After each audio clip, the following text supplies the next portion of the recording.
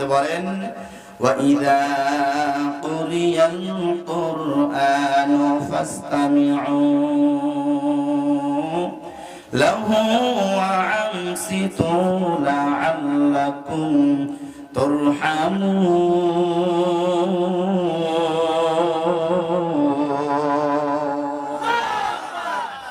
আল্লাহ রাব্বুল আলামিন বলেন যেই ময়দানে যেই প্যান্ডেলের মধ্যে যেই বাগানের মধ্যে আমি আল্লাহর কোরআন আর রাসূলের সুন্নাহ রাসূলের হাদিস থেকে আলোচনা করা হয় ওই প্যান্ডেলে ওই বাগানে যারা বসে যাবে এরা দুইটা নিয়ম পালন করে বসবে। জোরে কোন কয় নিয়ম? দুইটা নিয়ম পালন করে বসবে। এক নাম্বার নিয়ম হলো ওই বাগানে যারা বসবে চুপচাপ বসে থাকা লাগবে, নড়াচড়া করা যাবে না, ওঠাউঠিও করা যাবে না।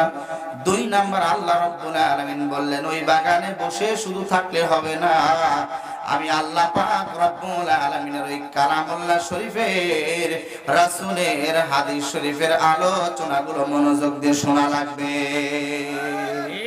এই জন্য এখানে যারা বসেছি আদব নিয়ে বসতে হবে। কথা কোন ঠিক কিনা? এ কোরআন আমলের নিয়তে শুনতে হবে প্রিয় ভাইয়েরা। কিন্তু আমাদের দেশে এক শ্রেণীর মানুষ আছে, তারা বক্তার কণ্ঠ যদি সুন্দর হয় তাহলে মাহফিলে বসে থাকে, আর বক্তার কণ্ঠ যদি সুন্দর না হয় মাহফিল থেকে লয় লয় করে উঠে যায়। আছে না ভাই?